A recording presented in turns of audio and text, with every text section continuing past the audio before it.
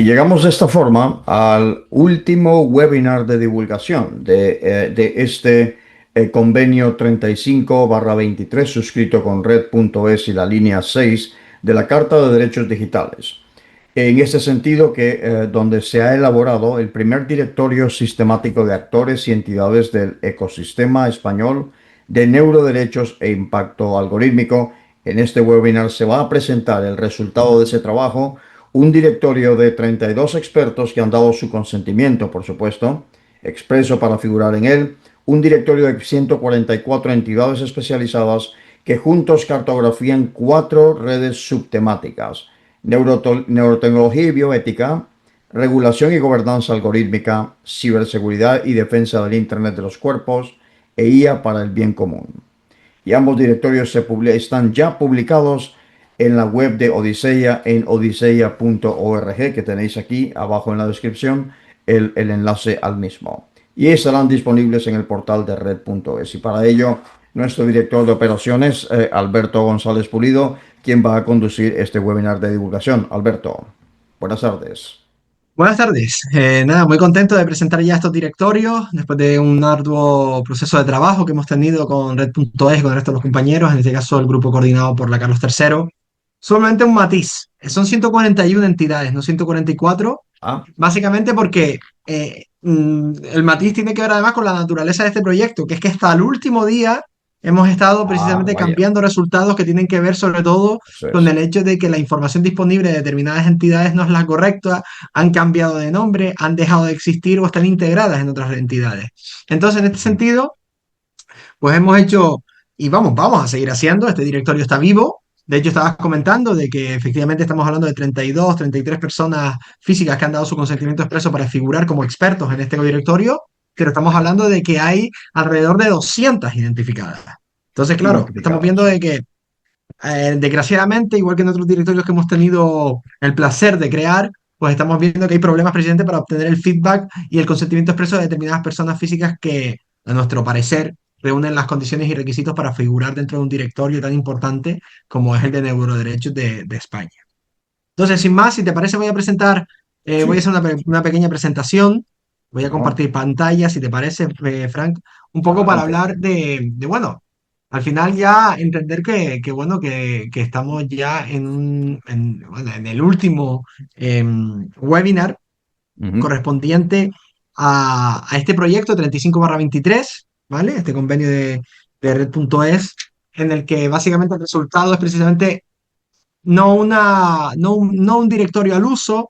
Ujú. Estamos hablando realmente de un directorio que básicamente no deja de ser una base de datos, pero que efectivamente eh, entendemos que es como el principio de de un desarrollo que tiene que ver con las alianzas y los nexos de unión y los nexos de colaboración entre diferentes entidades y expertos que trabajan sobre un mismo tema, que en este caso es neuroderechos, que es un tema, como hemos hablado también en el ámbito de la taxonomía y la metodología que hablábamos en anteriores webinars, Así es. amplísimo, ¿no? De hecho, un poco por equipararlo con otros directorios que hemos hecho, lo hemos dividido en subredes, en tanto a que hemos entendido que el impacto de los neuroderechos no es igual en función de las características y de las materias en las que genera precisamente una interrelación, ¿no? En este sentido, primero, hombre, determinar que esto ha sido un trabajo ingente. Este directorio está acompañado al final de un Mm. informe, ¿no? Que lo que hace es justificar de manera metodológica cuál es el resultado, ¿no? De esta, de este trabajo, ¿no? Y al final tenemos que tener en cuenta varias cosas. Primero, que al final Odisea no deja de ser una entidad sin ánimo de lucro, que al final lo que está intentando es velar por el impacto ético y responsable de la IA y bueno, sobre todo de la inteligencia artificial, evidentemente ya ampliando el término a lo que es la tecnología cuántica Ujú. bueno, pues a otras a otras muchas ramas, ¿no? Otras muchas disciplinas dentro de esta misma materia, pero teniendo en cuenta de que efectivamente el contexto jurídico español reconoce ya derechos vinculados a la actividad cerebral y a la integridad mental en entornos tecnológicos y tenemos que ampliar el margen de protección, no creando nuevos neuroderechos, ni nuevos conceptos penales, ni nuevos conceptos constitucionales, sino ampliando Ujú. el margen de acción de los ya existentes, ¿no? Eh, Correcto. ya lo hemos hablado en otros webinars, estamos hablando de cosas tan importantes como la privacidad mental, la integridad cognitiva, la evaluación de impacto algorítmico, la igual distribución de los beneficios de la neurotecnología, sobre todo aquellos asociados al IA for Good, ¿no? En el ámbito, por ejemplo, sanitario, de los derechos sociales. Y bueno, también evidentemente a todo lo que tiene que ver con los derechos vinculados a la actividad cerebral, ¿no? Y a lo que viene siendo por así llamarlo, de esta forma, monitoreo de actividades cerebrales y de actividades al final que tienen que ver sobre todo con el ámbito más fisiológico del ser humano, ¿no? Entonces, Correcto. claro, el objetivo de este proyecto es básicamente identificar quién trabaja en España en este sentido y qué Ujú. actores internacionales trabajan con España, ¿no? Y en este sentido, pues obviamente Spain Neurotech básicamente es la entidad que va a aglutinar en un futuro muy próximo y ahora, con información pública que está compartida por el Ministerio de Transformación Digital, pues está Rafael Yuste como asesor científico Perfecto. de esta iniciativa y aparte que evidentemente es una persona que también ha estado vinculado al Neuro Rights Foundation, que evidentemente al ser una entidad global tiene también un impacto en España. Entonces, lo que hemos visto a través de este tipo de iniciativas, sobre todo atendiendo a qué hay alrededor de este Spain Neurotech, que hemos hablado con muchísimos actores que están trabajando en una materia muy parecida y que no tienen contacto entre sí.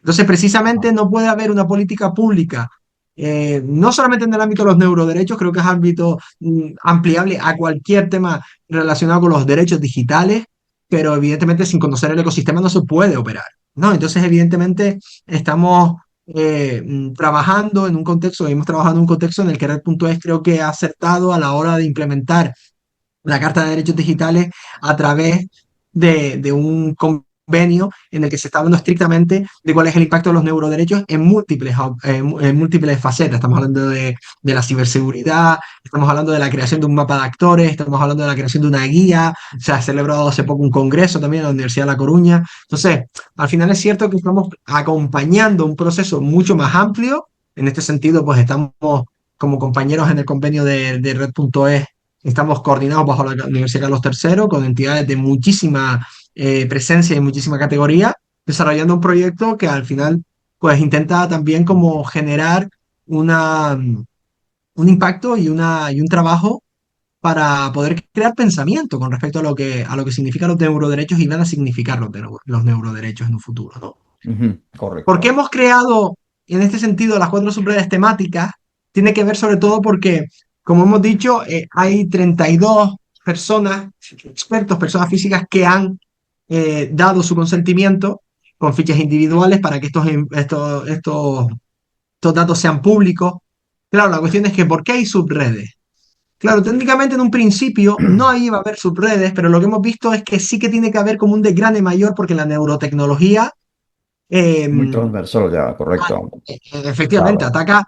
ataca, impacta en múltiples facetas. Evidentemente, lo que va a suponer la regulación algorítmica en cuanto, evidentemente, al análisis de evaluación de impacto algorítmico, no está asociado directamente con la neurotecnología, pero evidentemente el tema de la privacidad mental, como comprenderán, es un tema que a mí me parece apasionante como jurista, pero también es un reto, ¿no? A la hora de cómo precisamente integrarlo dentro del ámbito de la protección de datos, dentro del ámbito del derecho al honor y a la intimidad personal, es decir, son conceptos jurídicos que deben ser más flexibles y mucho más heterogéneos de lo que son actualmente para poder incluir este tipo de conceptos y de nuevas narrativas, ¿no? Que se van desarrollando. Después, evidentemente, el IA Ujú. for Good, porque al final tenemos actores que están orientados al uso responsable y sostenible del ámbito de la inteligencia artificial, en cómo puede dotar de herramientas, precisamente, por ejemplo, para luchar contra la depresión, luchar contra trastornos mentales, está muy relacionado con la bioética y la neurotecnología, en cuanto a Ujú. la bioética clínica, al neuroderecho y a la neurociencia más estricta, ¿no? En cuanto a que, evidentemente, se estudian las interfaces neuronales y demás. Y después, evidentemente, cuál es la defensa del Internet de los cuerpos, ¿no? Del IoB. Estamos hablando de que hay expertos en Eso es. protección de datos biométricos, neurológicos, que sabemos que al final, al tener dispositivos hardware que puedan ser hackeables, pues ya hay muchos dispositivos que pueden estar dentro de nuestro propio cuerpo y generar una interacción directa a nivel fisiológico, ¿no? Entonces, evidentemente, este tipo de cosas, como comprenderás, suponen un reto a nivel Ujú. jurídico alucinante, ¿no? Entonces, Perdón, ¿estos expertos son de instituciones nada más o tenemos el mundo de la empresa privada también aquí representado? hay entidades, una de las Ujú. encomiendas es precisamente generar una interrelación entre lo público y lo privado. Entonces, evidentemente Claro. existen, aunque sí es cierto que en el desarrollo del ámbito de los neuroderechos hay claramente, en contra de otros directorios que hemos hecho, hay claramente un número mayor de entidades públicas que están investigando Ujú. acerca de este tema. También entiendo que tiene que ver precisamente con el empuje a nivel de financiación que han tenido determinados proyectos, sobre todo en el ámbito académico, ¿no? La Universidad de Castilla-La Mancha, la Universidad Autónoma de Madrid, la Universidad Politécnica de Valencia, la Universidad del País Vasco, son entidades que llevan trabajando en este tema mucho tiempo. Es que de hecho, eso es lo curioso, ¿no? Que al final, cuando hemos hecho este trabajo de prospección, nos hemos dado cuenta de que esto no es nuevo y que hay mucha gente que lleva trabajando mucho tiempo en este tema y, por ejemplo, Ujú. expertas de forma totalmente individual, que trabajan un poco también como nexo y como forma de generar un antagonismo con respecto a lo Ujú. que, a lo que en la administración pública se determina. Por ejemplo, la podemos nombrar porque también es compañera de Odisea, que es Maite Sáenz de Galdeano, pues Correcto. también hace esa labor, ¿no? De consultoría en cuanto a neuroderechos y de hecho está también trabajando con nosotros en otro paquete de trabajo dentro de este mismo convenio. Ujú. Entonces, Correcto. claro, tenemos personas, y no solamente personas, sino entidades de múltiples eh, naturalezas. Lo que pasa es que está claro, y por eso pongo abajo también ese guiño de insistir en que esto está vivo. Es decir, tenemos una respuesta de 32 Ah, expertos para entender que al final esto se tiene que seguir ampliando y se tiene que seguir desarrollando para que efectivamente funcione, porque al final es cierto que hemos visto que son más de 32 personas, ¿no? Entonces es verdad que, por ejemplo, lo que estabas comentando antes, que entre las personas y las entidades hay un nivel muy diferente, porque claro, evidentemente en el ámbito bueno, de lo que es bueno, lo que es el Reglamento General de Protección de Datos de forma clara. claro que De sí. hecho, por eso hablamos del consentimiento expreso como base legal y el tema también del tema del uso legítimo, es que las entidades sí que pueden estar, al volcar datos públicos, sí que podemos determinar que esos datos son atribuibles y por tanto sí que podemos plantear que existe esa interacción con entidades porque efectivamente estamos también haciendo una prospección de datos que ya están publicados, solo que lo hemos integrado en un directorio para una mayor facilidad, ¿no? Porque al final estamos, sobre todo en perfil de lo que viene siendo actor, persona física, experto. Estamos hablando sobre todo de médicos, neurólogos, juristas que están especializados en este tema, por ejemplo, en la Universidad Ujú. Autónoma o la Universidad de Castilla-La Mancha, técnicos en ciberseguridad, ya hemos contado ahí con el sector privado, investigadores en Ujú. neurociencia y bioética, ¿no? O sea que lleva un tiempo, ¿no? Y al final, pues también cada ficha pues tiene evidentemente un dato profesional que ha sido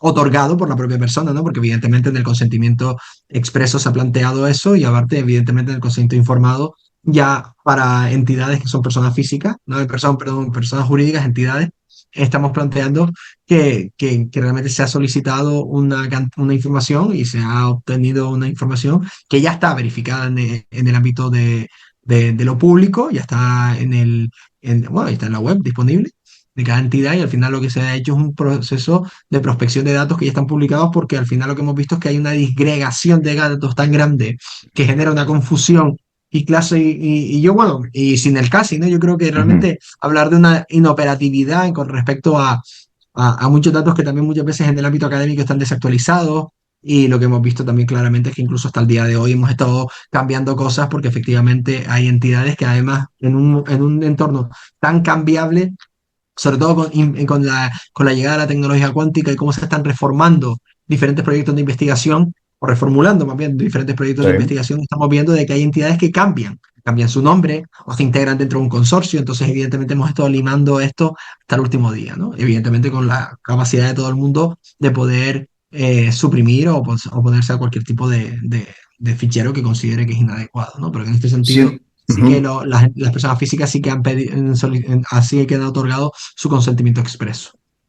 Y por supuesto, siendo esto una primera vez, porque esto no existía, es la primera vez que se hace, esto va a ser un factor de atracción a que otros expertos, ya sea del ámbito privado o público, también se acerquen a este es donde tienen que contactar. Es decir, aquí hay una ficha de contacto o algo no para someterse al escrutinio propio, para Sí, poder ver si están cualificados y poder listarse. claro, porque al final date cuenta Ujú. que la idea es que esto se amplíe, ¿no? Aquí, por ejemplo, Claro. en el ámbito de los directorios, de las organizaciones, sí que hemos visto que hay muchas organizaciones que trabajan en este sentido. Hay unas bases legales que hemos planteado también en el ámbito de haber contactado con estas entidades y haberles informado. Estamos hablando de colegios profesionales, organizaciones de administración central, Ujú. hospitales. Evidentemente, universidades públicas hay muchísimas, está evidentemente un montón de centros del CSIC, el CSIC es una organización inmensa con Sí. diferentes institutos y desde diferentes perspectivas está el CSIC, por ejemplo, el IA CSIC, ¿no? También que dirige Carles Sierra, que también está por aquí. Entonces, al final vemos que hay asociaciones de diferentes características y de diferentes naturalezas, porque al final lo que estamos intentando generar es una referencia estable. Ujú. Lo que pasa es que tienen que estar actualizadas. Entonces, al final hay que hacer un ejercicio de revisión constante, teniendo en cuenta de que, evidentemente, a nivel de institución, pues con el deber de información y los datos estrictamente profesionales y accesibles públicamente, pues al final estamos planteando que se está cumpliendo con lo dispuesto en el Reglamento General de Protección de Datos con base al interés legítimo, ¿no? No es lo mismo, no es el mismo proceso que con los actores personas físicas, con los expertos, porque Ujú. date cuenta que al final los otros sí que son datos personales que requieren de una mayor eh, rigurosidad a la hora de tratarlos, ¿no? Y evidentemente la ley exige otro tipo de procesos, pero en este sentido estamos muy contentos porque, ya sea por una base o por otra, hemos generado un directorio bastante rico, a nuestro entender. Correcto. Muy bien. A ver, pensé que ibas a hacer alguna consideración, Frank. No, no, en este Ah, momento vale. no. Con la Vale. próxima, exactamente. Vale, básicamente Ok. esto, para continuar un poco, pues plantear evidentemente que este no ha sido no ha sido un trámite más, sino ha sido una dimensión básicamente central de este proyecto, al final el consentimiento y el interés legítimo. Ahí vemos que los dos directorios se pueden tanto ejercer como también entender que se pueden plantear nuevas solicitudes o algún cambio como nos están haciendo a día de hoy actualmente al correo que pone, que es mi correo personal, dentro de Correcto. Odisea. Y evidentemente que al final estamos hablando de que hay datos estrictamente profesionales, que estamos planteando de que las personas que están nombradas en el ámbito de la entidad son datos que están relacionados con su Ujú. rol representativo dentro de la entidad, que la finalidad es totalmente de interés público, que evidentemente, como comprenderás, no hay ningún componente comercial en esto. Evidentemente, Correcto.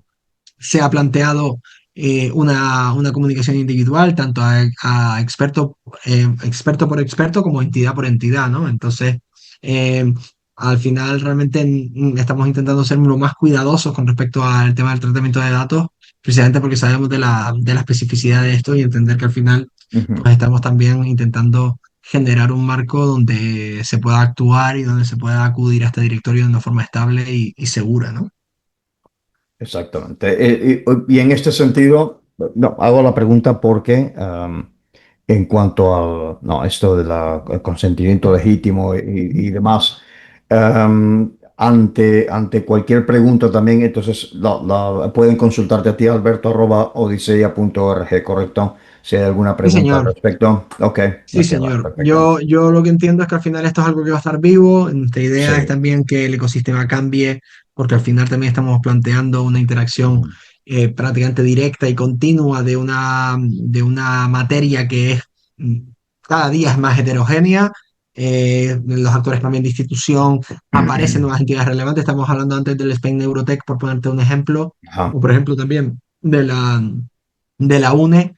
El Spain Eurotech realmente actualmente no está activo, está en proceso de activarse, Ujú. parece que a finales de año, incluso al principio del año que viene, 2027.